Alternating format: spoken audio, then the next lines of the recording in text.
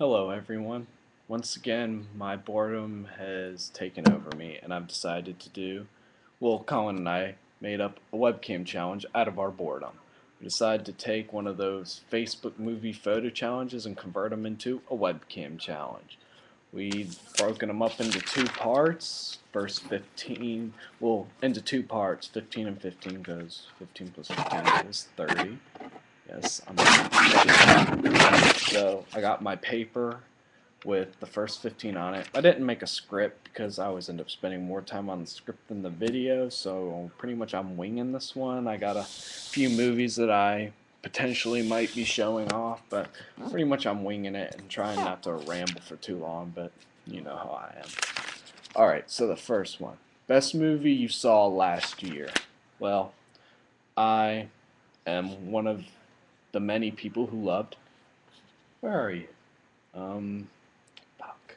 Oh, there. One of the many people who loved Inception. Don't care what any of you stupid haters say. Inception was great. One of the few films I saw in theaters, and it was a great theater experience. Great story, great visuals. Loved all the little twists that weren't predictable to me at all. I consider that to be easily Nolan's best film. So yeah. Another one I loved is The Social Network. Gotta love this one. I got a nice copy. Yeah. Oh wait, wrong side. Yep. And I mean, it's a film about Facebook. I'm gonna be posting this video to Facebook. That's super cool. Super cool. Can't. I mean, I'm gonna be posting this video to Facebook. It's a movie about Facebook. That's crazy. But yeah, I mean, great direction from David Fincher. Great story about the making of a thing we all use every day, and then a performance by Jesse Eisenberg, who I love. I would go gay for him. We would be the perfect couple. Jesse Eisenberg, wait for me. And then another movie I loved from last year was Restrepo. Really underrated documentary that I consider to be one of the best documentaries I've ever seen. So, yep, those are some movies that I liked from last year. An underrated movie. Well, gotta flaunt my liking for this every chance I get. The Virgin Spring. Ingmar Bergman film. One of his ones that doesn't seem to get talked about as much as it seems like it should.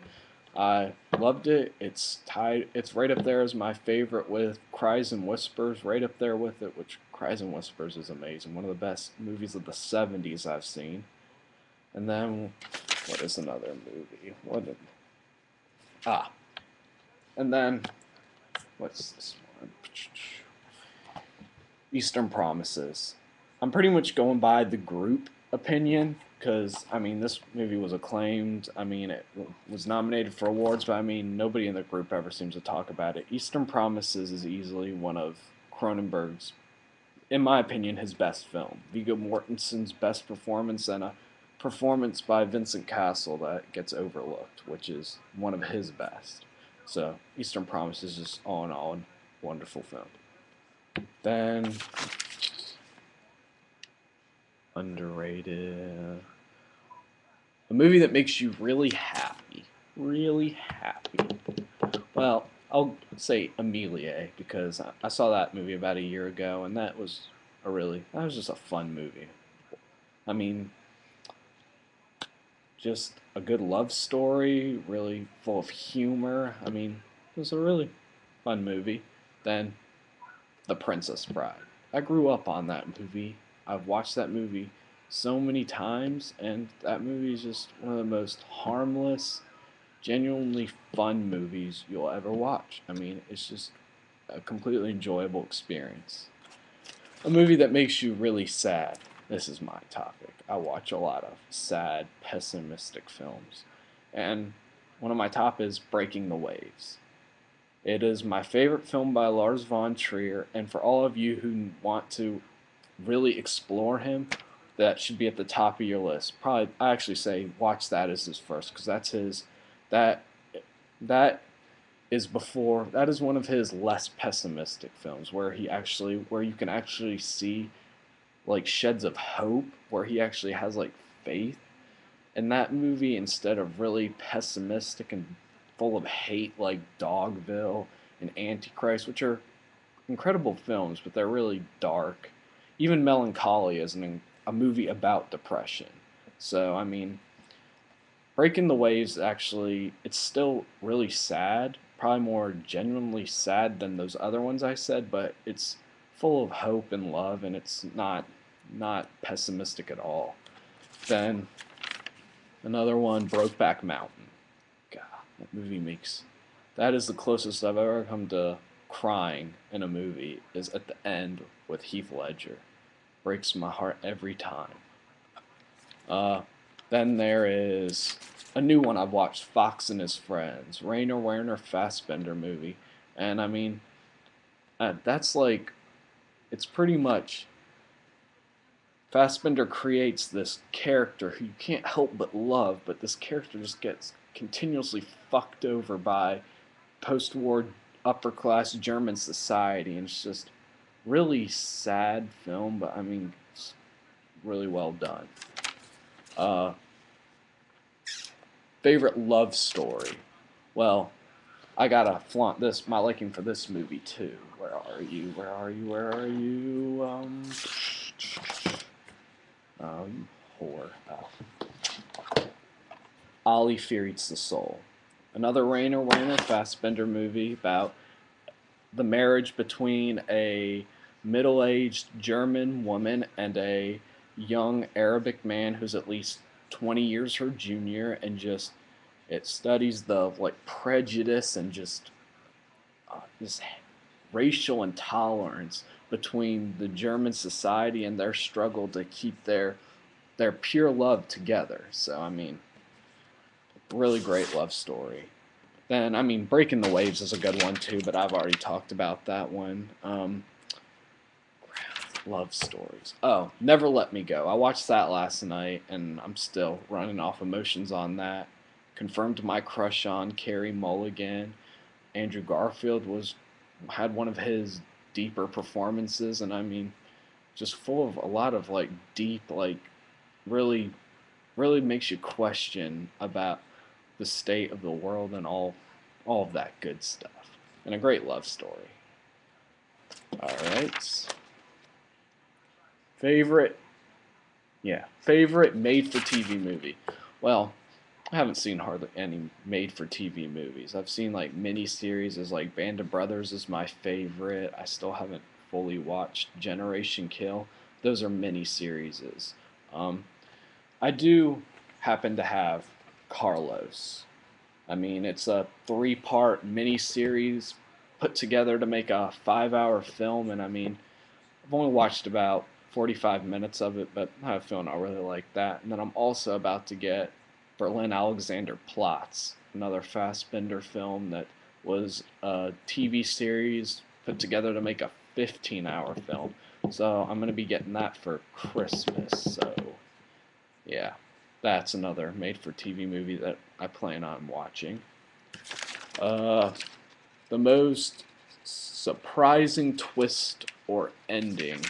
Well, I mean, Seven is one of my favorites, and I actually happen to own that if I can find it anywhere. Seven, nice collector's edition of it. Yeah, sweet, sweet, sweet. Book. Yep. A lot of people trash the ending of that, but I thought it was really good and really chilling. Then it's another one. Ending. Oh, Usual Suspects. That ending's been ruined for so many people because of pop culture and all that, but I mean, when I first saw it, I had no idea, so that ending really got to me. Don't really feel like thinking a lot about twist endings. A movie you've seen countless times. Well, Princess Bride, because I've been seeing that since I was a kid. Disney films, well, that's such an obvious choice. Then Pearl Harbor, because my grandpa, um, he was a pilot in World War II, so that movie always had like special meaning to him. So he watched that a lot. And I mean, I got a lot of memories with watching that with him, so I mean, I kind of have a soft spot for that. I mean, I can see it's a pretty crap movie, but I still got a soft spot for it. Uh,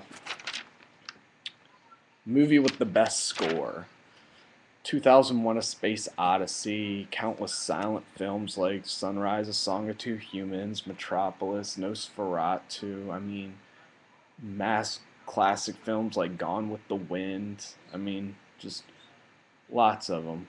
But I mean, I'll do another underrated one. Antichrist. A lot of people don't like this movie, understandable, but come on. The score, the song, the score song at the beginning, at the prologue, and then at the end. I mean, that is one of the most amazing scores that I've ever heard. I mean, I've watched the bonus features on this Criterion copy, and I mean, I actually got to see the behind the scenes making of their version of the score, which is incredible.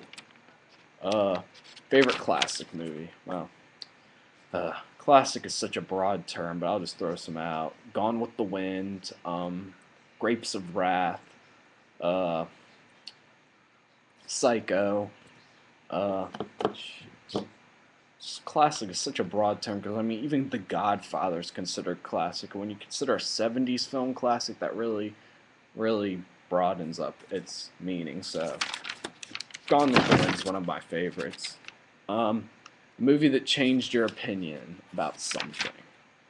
I don't know. I mean, that's what films do. They inform. Great films can inform you and really change your opinions about stuff. I mean, I just don't really have an answer for that one because I mean, my opinions about things from thanks to films happen all the time. So, don't know. A movie you hate. You all know it's coming. I fucking loathe a Serbian film. I don't care what Jesse Peachy says. You're a cool guy. I like you, but a Serbian film is fucking vile trash. I won't watch the cut version because I'm still not going to change my opinion. Right? Riley Hoare, you're a douche. You like the movie because you're a future serial killer and you like incest with little boys. Yes. I hate you. And it's fitting that you like this movie. Then the Human Centipede movies are also bad, which Riley actually likes the Human Centipede too. Yeah. He's fucking God, he's such a douchebag. I hate him. A guilty pleasure. Could we get asked this question more times? I don't know. I mean, I don't know a guilty pleasure. I mean, I guess I had some fun with Death Race, that Jason Statham, Paul W.S. Anderson, he is awful movie. But, I mean, I just don't know guilty pleasures. I mean, Night at the Roxbury, because I've been growing up with that movie. Pearl Harbor, like I said, because I've been growing up with those movies, but not really any guilty pleasures. I used to think I had some, but I don't. A movie no one would expect you to love. Once again, I mean, I don't know what you guys expect me to love. I mean, I love a pretty diverse. I love a diverse amount of films. I love happy romances, fun comedies, completely gruesome, sickening torture porn movies. I mean, well, not torture porn. I'm hinting Salo. Salo is not torture porn. But I mean, I like Salo, and then I like movies like 500 Days of Summer. That's a really diverse liking of film, so I don't know. You guys tell me what film I love that you didn't expect me to. You answer this question. Character you relate to. I mean, come on. I don't really think I relate to any character in their entirety. I mean, there's aspects of endless characters that I relate to. A guy walking down the street with a pimp walk. I mean, I relate to him because I have a pimp walk. A guy. I mean, for real. I don't know. I don't know who I relate to. I mean, pretty much every cool character you see I can relate to because I'm a cool guy. I guess I'll say Travis Bickle from my favorite film because I mean Travis Bickle is awesome, and I'm pretty weird. I mean, I get weird thoughts in my head too, so I guess I relate to Travis Bickle. Yeah. No, I don't know. I don't know who I relate to. Or another stupid question, but I bet you liked my answers though. You're welcome for that. Anyway.